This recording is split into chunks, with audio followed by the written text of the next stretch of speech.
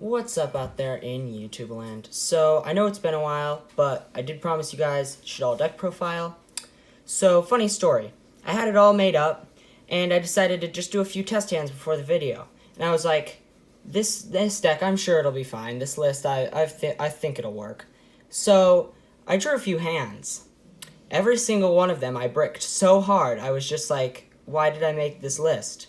So I decided to give it a little bit more time. I've playtested this for a while now. So this is the best list I personally believe that you can make out of just 3 copies of the Shaddoll Structure deck. And we're going to get right into it. So of course, starting with our main deck here.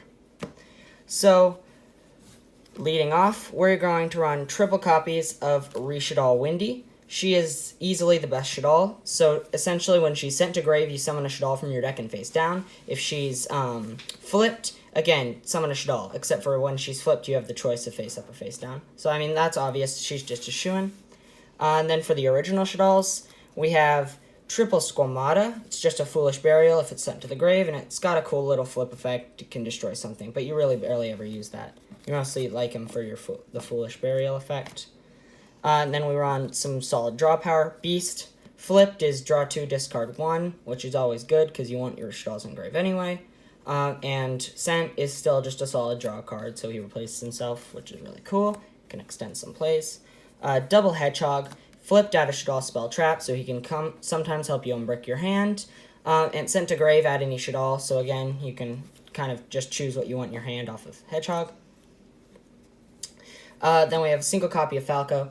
He's pretty good. Flip is revive any Shaddoll from grave, but when he's sent to grave, you can set him face down, so he can kind of extend and get you some more material, which is always good. And then a single copy of Ariel. She's cool. She's got like a DV Crow effect. If you send her to grave, she can just banish 3 from graveyard, so you can use that to take care of any problematic stuff. And then 1 Dragon, just for some spell trap removal. He also has like a flip effect, which is like Compulse, but you barely ever use that. Again, mostly it's for the sent to grave. So that rounds up our Shaddoll monster lineup. Then we have our dedicated normal summon, triple copies of Mathematician. On normal summon, you can dump any level 4 or lower, so that's always good. If you want to dump Beast, you can always just dump Squamata and then dump Beast off of Squamata. So, again, he's really good. And then if he's destroyed by battle, you can draw a card, so he replaces himself, which is also really cool. And then another copy of Armageddon. He's essentially another normal summon. If you don't get Mathematician, you can always go into Armageddon, so that's pretty useful.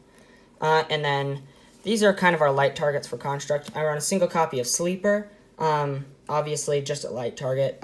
You need to find as many as you can, so this is not ideal, but it came in a structure and it's light, so we're going to deal with it. These guys, on the other hand, are very good. Triple copies of Performance Trick Clown. He's an amazing extender. I mean, send him to grave, pay 1,000, he comes back. What more can you ask for? He's a light target for Construct, level 4. A lot of things going for him. I really like this card very much. And then triple copies of BLS, Envoy of the Beginning. He's a really powerful boss monster. Like, I actually like him. He can kind of buff up your field, which is usually just kind of like a Construct in the extra monster zone, then maybe a Shaddoll down here. So this guy can help you beef up the field. He's a 3k beat stick, which comes in handy because none of the Shaddoll fusions really have a ton of attack. So he also has some nice like spot removal, banishment, and attacking twice. So overall, really solid card, very much like him. And then for our spells, obviously we're running Shaddoll, so we're going to run triple copies of Shaddoll Fusion. This is really cool, especially if your opponent has something from the extra deck. You can play this and fuse directly from your deck, so obviously that's great for card advantage. And you can send the Shadolls and trigger their effects and stuff, which is really nice. And then we have 3 copies of Shaddoll Fusion. Again, pretty cool. Can't go from deck, but instead it's a quick play, so you can set it, attack, flip it up, fuse, attack again. Usually that can help you get into game. Triple copies of Super Poly. Again, we need all the fusion spells we can get here. And Super Poly is just really cool. Comes in handy in the mirror match sometimes, because then you can fuse your opponent's Shadolls to get your own fusions. So that's very nice. And then double copies of Neff Shaddoll Fusion. This one is kind of controversial. Like, I'll probably, if I can, I'll replace one of these for just a normal Poly, because this can't go from, like, you can't activate this and then fuse 2 from hand. But it can unbrick your hand, because you can declare Light attribute on a Shaddoll that you just normaled, and you can attach it, declare Light, and then fuse with it. So it does come in handy, like, especially in the triple budget build, I would recommend playing this just because it's pretty good. And again, you have a limited card pool. Sorry about this, they're kind of growing a little bit big. Then triple copies of Allure of Darkness for some nice draw power. Again, I'll probably, if you guys want an updated deck profile, I got some other stuff I'd replace this for. So smash the like if you want an updated deck if it was not triple structures. But for triple structures, I would advise just getting some extra draw power so that you can kind of fix your hand. Because if you do brick, you want this to unbrick it. And then obviously, just one Foolish. If you can run this in a deck, always run it. So that's that. And then one Rush Shaddoll Incarnation. Again, it's pretty solid. It's Monster Reborn when it's flipped. And you can use it to like modify some flip face up or face down. So that's really cool. Very much like that. Then moving on to our extra. We run 3 copies of Construct. She's your big boss monster. Destroys anything she battles at special summon. Start of the damage step so you don't take much battle. Just really solid. And she has a Foolish Burial effect on summon. That's not hard once per turn. Really, what more can you ask for? She's just kind of amazing. Amazing that this came off the ban list. Great for Shaddolls. They're actually playable now. And then we have triple copies of El Shaddoll Winda. Again, very good. She can lock your opponent out because they only get one special. Each player only gets one special summon while she's on field. And she can't be destroyed by card effects either. So they get one special summon to try to get a monster with more attack than her to beat over her, which is pretty cool. She's just very powerful. Again, kind of a shoo-in. And then 2 of the new one, 2 Up Cologne. On summon, it's an effect veiler. And again, most of these first 3 have a recycling effect. If they're sent to grave, you can add Shaddoll Spell Trap from grave to hand, which is, again, really useful just for recycling your resources, because Shaddolls burn through the deck very quickly.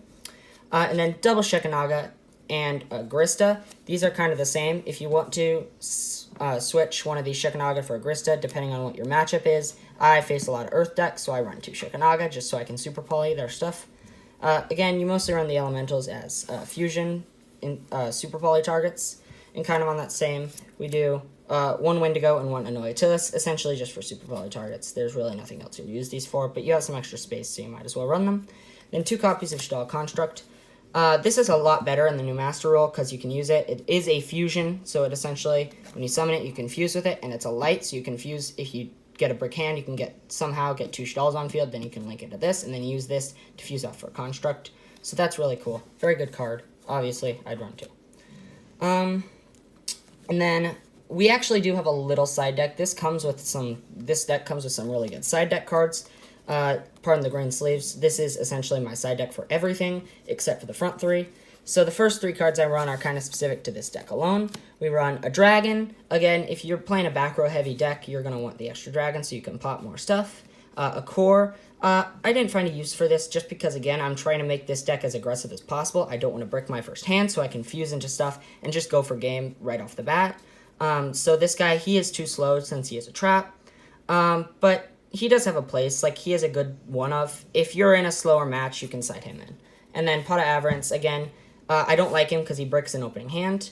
I wouldn't run him at more than 1 ever. But if you're in a game that's going longer, you can side in both of these guys, and they can come in handy. And for our pretty good side deck cards, we've got triple copies of Lava Golem. I was maining this in my other version, which is another reason I was bricking so hard.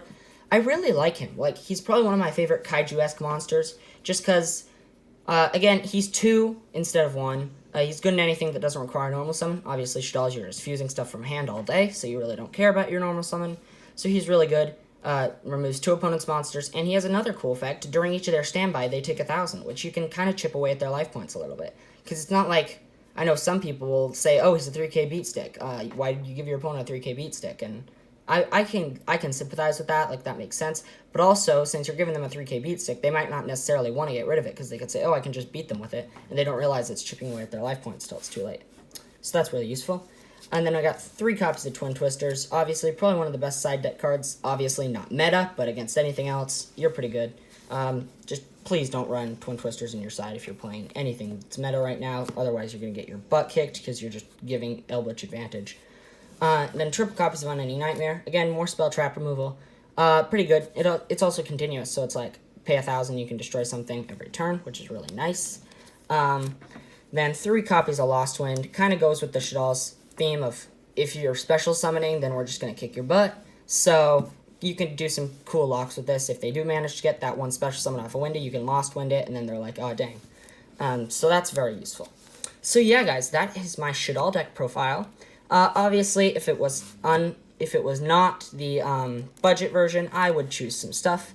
So, again, if you want to see the non-budget version, I will be happy to show that with you guys later.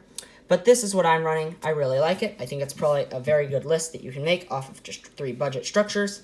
And again, remember to subscribe to the channel and like for more content. Literally, the only reason I'm allowed to buy Yu-Gi-Oh cards is because of this channel. So, again, if you give me some likes, I can get you guys some more cards to open and stuff like that. So that's fun. So, I guess that's ta-ta for now.